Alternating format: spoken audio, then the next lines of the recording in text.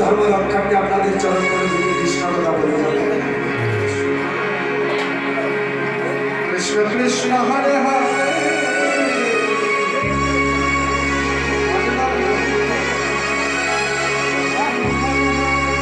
এখানে উপস্থিত যারা রয়েছেন সবার চরণ তলে আমি একটা কথা নিবেদন করে যাব। হরে কৃষ্ণ। আপনাদের এই এলাকাটা অত্যন্ত এলাকা, এখানে যে হরিনাম কীর্তন করছে, আমরা ধর্মনগর থেকে এসে নিজেকে ধন্য মনে করছি। সনাতন ধর্ম রক্ষার্থে সবাই যে এগিয়ে এসছেন, মনে রাখবেন আমরা হিন্দু সনাতন ধর্মের লোক, আমাদের ধর্মটাকে আমরাই রক্ষা করতে হবে। ধর্ম রক্ষার জন্য আমি যে কীর্তন করি এটা আমার পেশা, কিন্তু পেশার সাথে সাথে আমি সনাতন ধর্মের প্রচার করি। আমার ইউটিউব চ্যানেল যতগুলো গান দেখবেন সবগুলোতে সনাতন ধর্মের কথা উল্লেখ রয়েছে।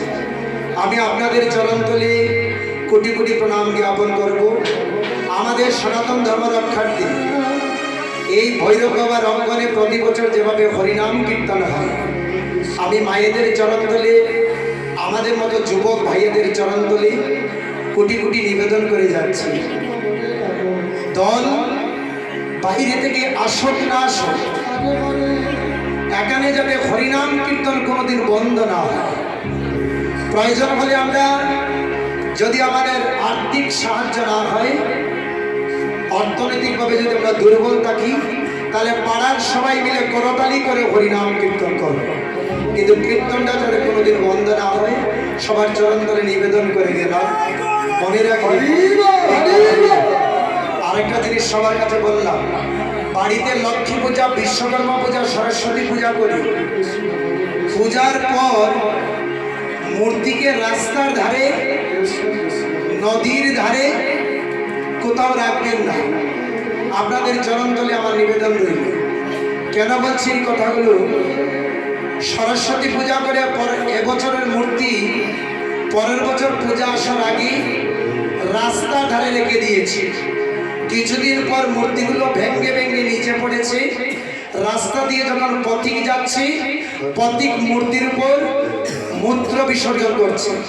যিনি, মনে রাখবেন, যিনি সরস্বতী পূজা করে যে ফল হয়েছে তার চাইতে বেশি পাপ হয়েছে রাস্তায় যেইজন মূর্তি নিয়ে রেখেছে। আমি অনুরোধ রাখবো, সনাতন ধর্মের গ্রন্থের মধ্যে উল্লেখ রয়েছে মূর্তি বিসর্জন করবেন সবাই। জলের মধ্যে মূর্তি বিসর্জন করা যায়, কোনো আপত্তি নাই, মূর্তি বিসর্জন করবেন। নতুবা আমাদের এই ভৈরব বাড়ি বড় বড় দেবতার স্থানে মূর্তিগুলোকে রাখবেন, যেখানে পথিক, যেখানে আমাদের মানুষ হেঁটে হেঁটে যাতে মূর্তির উপরে না যায়। যিনি অজান্তে মূর্তির উপর মূত্র বিসর্জন করেন তার পাপ হবে না, যিনি রাখলেন তার পাপ হবে। আপনাদের চরণতলে নিবেদন করে যাচ্ছি, জীবনে কোনোদিন এইগুলো করবেন না। আমি একটা জিনিস সরকারের কাছে আবেদন করেছি, সনাতন ধর্ম রক্ষার্থে ইউটিউব চ্যানেলের মাধ্যমে আমি সরকারের কাছে আবেদন করেছিলাম।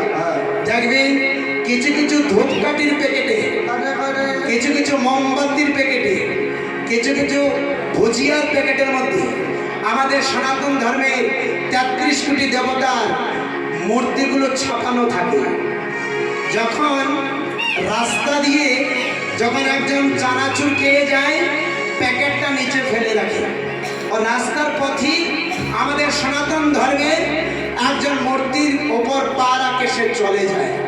আমি অনুরোধ করেছি সরকারের কাছে, আমাদের ইউটিউব চ্যানেলের মাধ্যমে, যাতে কোম্পানিগুলোর কাছে বিনীত অনুরোধ, এগুলো ছাপ যাতে আমাদের মোমবাতির প্যাকেটে এবং ধূপকাঠির প্যাকেটে যাতে না হয়। আমাদের সনাতন ধর্ম আমরাই রক্ষা করব। মনে রাখবেন মায়েরা, আমরা ভারতবর্ষের মানুষ, ভারতবর্ষ ভক্তির দেশ, যার জন্য লন্ডন নয়, আমেরিকা নয়, ফ্রান্স নয়, পাকিস্তান নয়, জাপান নয়, মহাপ্রভু ভারতবর্ষের নবদ্বীপে সতী মায়ের ঘরে অবতীর্ণ হয়েছে। কৃষ্ণ উত্তরপ্রদেশের সেই বৃন্দাবন ধামে অবতীর্ণ হয়েছে। আজকে আপনি যদি লন্ডনে যান, গিয়ে বাহু তুলে বলতে পারবেন আমি মহাপ্রভুর দেশের মানুষ। লন্ডনের মানুষ বলতে পারবে না পাকিস্তানের মানুষ বলতে পারবে না ও মহাপ্রভুর দেশের মানুষ, ও ভগবান কৃষ্ণের দেশের মানুষ।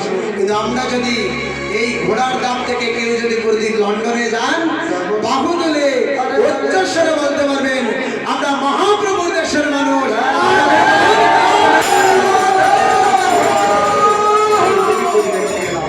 মনে রাখবেন মায়েরা, এই কথাগুলো আপনাদের চরণতলে রাখলাম।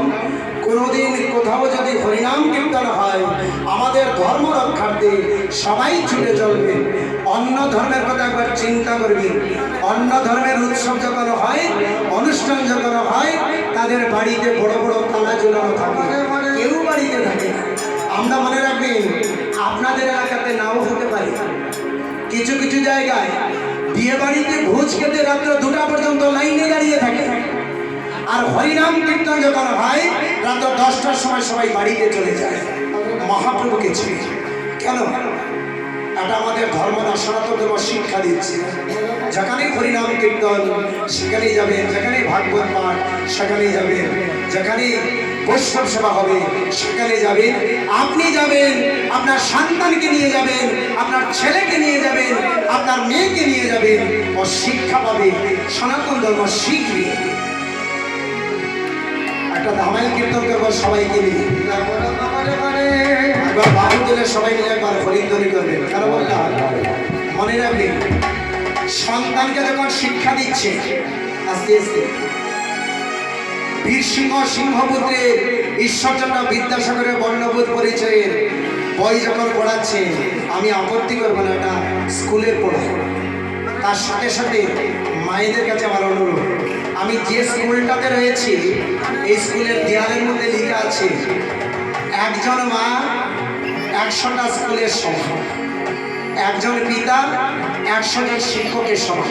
মনে রাখবেন, আপনি অয়া অজগর, আয়ে আম, হাসাইয়া ইঁদুর, দীর্ঘইয়া ঈগল, কয়ে খাট, খয়ে খরগোশ সন্তানকে শিক্ষা দিচ্ছি। তার সাথে সাথে 2 মিনিট সময় এই হতবাগার কথাটুকু আপনার সন্তানকে শিক্ষা দিন। কি শিক্ষা? অয় অদ্বৈত, কয় কৃষ্ণ, খয় খগেন্দ্র, গায়ে গৌর, দন্তাময় নিতাই, কালীবশয় শিব, দয়ে দুর্গা, লয়ে লক্ষ্মী, রয়ে রাধা। সবাই মিলে এই শিক্ষাটুকু ছেলেকে দিন, মেয়েকে দিন। আমাদের সন্তান সনাতন ধর্ম শিখবে, দেবতাকে চিনবে। তার জন্য সবার কাছে আমার বিনম্র অনুরোধ, চলুন সবাই মিলে একবার বাহু তুলুন, আর বাহু তুলে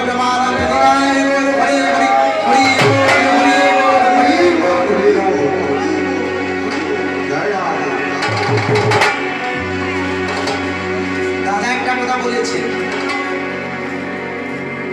আজকের দিনটা খুব ভালো দিন। মনে করুন তো, আমরা তো ভারতবর্ষের মানুষ।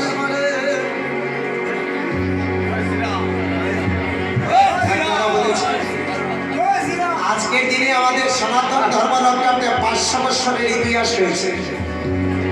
আজকের দিনে কি হয়েছিল? সেই দিনে আপনারা হরিনাম কীর্তন করছেন। কত পূর্ণমা, ত্রেতা যুগের রাম অবতার, রাম মন্দির প্রতিষ্ঠার দিনে আজকে হরিনাম কীর্তন হচ্ছে। বলেন জয় জয় শ্রীরাম, জয় জয় শ্রী